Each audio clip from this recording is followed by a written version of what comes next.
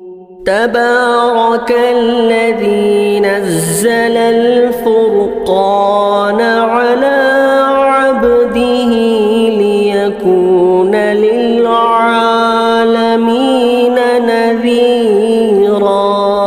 اور بات مجھے یاد آ گئی، بڑے افسوس مندی کی بات ہے، بڑا افسوس ہوا دیکھ کر کے آج کل ہمارے مسلمانوں کے اندر ایک بدعت یہ بھی ہے کہ نکاح جو اللہ کے رسول صلی اللہ علیہ وسلم نے فرمایا نکاح آسان کرو، نکاح کو آسان کرو، تو آج ہمارا مسلمان نکاح بجائے اپنے علاقے میں کرنے کے مدینہ منورہ چلے جاتے ہیں اور مکے میں چلے جاتے ہیں، وہاں لڑکی اور لڑکی والے بیٹھ کر کے مسجد کے سامنے اور مسجد نبوی کے سامنے حرم میں بیٹھ کر کے وہاں دونوں کا نکاح پڑھا جاتا ہے۔ یہ کہاں سے بے وقوفی ہمارا مسلمانوں کے اندر یہ سب چیزیں آ گئی بتاؤں۔ میں علماء سے درخواست کرتا ہوں کہ ہمارے علماء ان چیزوں کو آواز اٹھائے، یہ سب فضول خرچیاں ہیں۔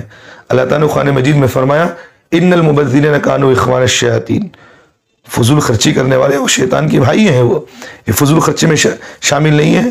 اللہ کے رسول صلی اللہ علیہ وسلم نے فرمایا نکاح آسان کرو، اور نکاح جتنا آسان ہوگا وہ برکت والا ہوتا ہے۔ یہ نکاح کے اندر فضول خرچیاں نہیں ہیں۔ کیا ضرورت آپ کو مدینہ منورہ میں جا کر آپ نکاح کریں گے تو آپ کا نکاح قبول ہوگا؟ کیا ضرورت ہے آپ کو مکہ مکرمہ میں جا کر آپ نکاح کریں گے تو آپ کا نکاح قبول ہوگا؟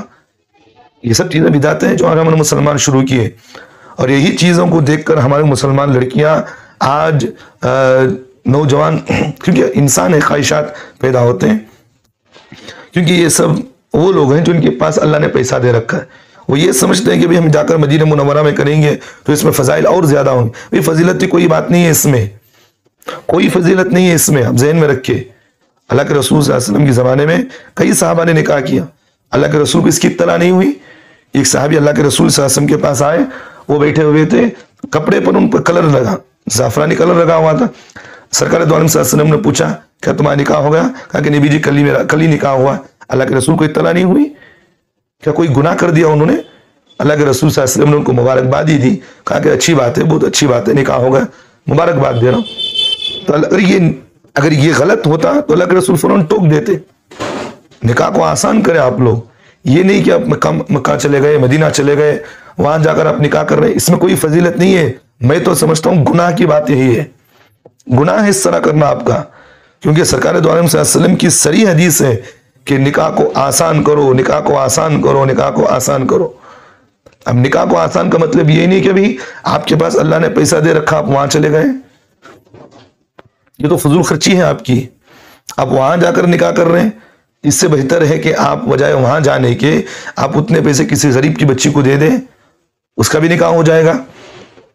اگر یہ سمجھنے کہ حضرت ہم عمرے کی نیت سے وہاں جا رہے ہیں، ہم وہاں اس لیے کر رہے ہیں کہ وہاں عمرہ بھی ہو جائے، نکاح بھی ہو، یہ آپ عمرے کی نیت سے نہیں جا رہے ہیں۔ آپ اگر آپ کو عمرہ ہی کرنا ہے تو پہلے آپ عمرہ کر لیں، بعد میں آ کر کے یہاں نکاح کر لیں۔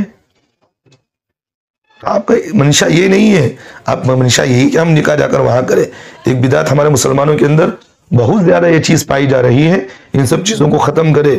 یہ سب چیزیں یہ بدعت ہیں، یہ سب چیزیں اللہ کے رسول صلی اللہ علیہ وسلم نے فرمایا کہ ہر بدعت گمراہی کی طرف لے جاتی ہے، اور گمراہی انسان کو جہنم میں ڈھکل دیتی ہے۔ اور کتنی غریب بچیاں جن کی دلوں کے اندر خواہشیں ہوتی ہیں کہ مجھے بھی ایسا شوہر ملے جو مکہ اور مدینہ میں لے جائے، مجھے نکاح کرے ہیں۔ اکید لڑکیاں اگر نہیں ملتے تو پھر غیر مسلموں کے ساتھ وہ جا رہی ہیں۔ یہی تو خواہشات ہمارے مسلمانوں کے اندر یہ سب چیزیں آ رہی ہیں۔ تو اس لیے میں ہمارے مسلمانوں سے یہ کہتا ہوں کہ بھئی نکاح کو آسان کریں، نکاح کر آپ یہاں نکاح کر لیں، پھر لے جائے بیوی کو، آپ عمرے پر لے جائیں، کیونکہ شادی کے بعد بہت سارے لوگ اپنی بیوی کو ادھر ادھر گھومنے کے لیے جاتے ہیں۔ آپ اپنی بیوی کو نکاح کے بعد آپ گھومنے لے جائیں، مدینہ لے جائے، عمرہ بھی ہو جائے گا، پھر زیارت بھی ہو جائے گی وہاں پر آپ کی۔ اب اس کو فضیلت یہ سمجھنا کہ بھی وہاں جا کر نکاح کریں گے تو اس سے فضیلت زیادہ بنی، یہ گناہ کی بات ہے۔ اللہ ہم تمام مسلمانوں کو عمل کی توفیق دے، آمین ثم آمین۔